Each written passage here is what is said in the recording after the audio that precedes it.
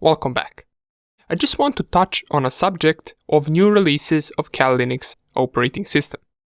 So I already mentioned when we downloaded our Kali Linux 2020.2 that in case there is a new version of Kali Linux available, feel free to download that one instead. And we can see already that there is a version 2020.3.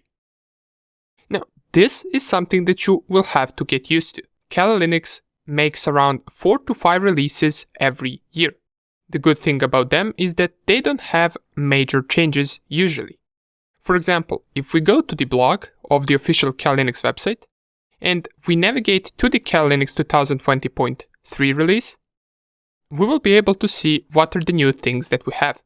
So there is a new shell, and don't worry if you don't understand any of these. Most of these just give a different appearance to the Kali Linux itself. So these are the major things that they have changed since the previous version, and the most important part is this new shell right here. Now, shell and terminal is something that we will talk about later in the course. However, every time a new Kali Linux release comes out, you want to read about it just to see what is new. For example, I have downloaded the 2020.3 version, and you will see if you have the 2020.2 that there is pretty much nothing different. Even if you open the terminal, it will look the same. But what the new thing is that they talk about right here is the new shell, and that is ZSH. We can enter the ZSH like this, and this is a new type of shell that they are looking forward to change the bash with. However, all of the commands that we can run in a regular terminal also work right here. So there is pretty much nothing too different.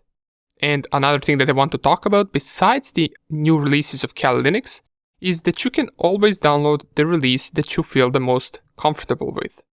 For example, if you go to the website old.kali.org, you're going to be able to download all of the previous Kali Linux versions that came out before the newest one. And you will see only in 2020 there have been 4 different versions, and there is going to be one more, I believe, right now in December. So they release new versions a lot.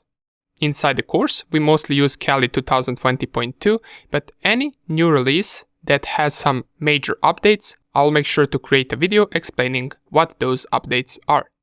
Nonetheless, I just wanted to mention this, and let's get back to setting up our virtual environment.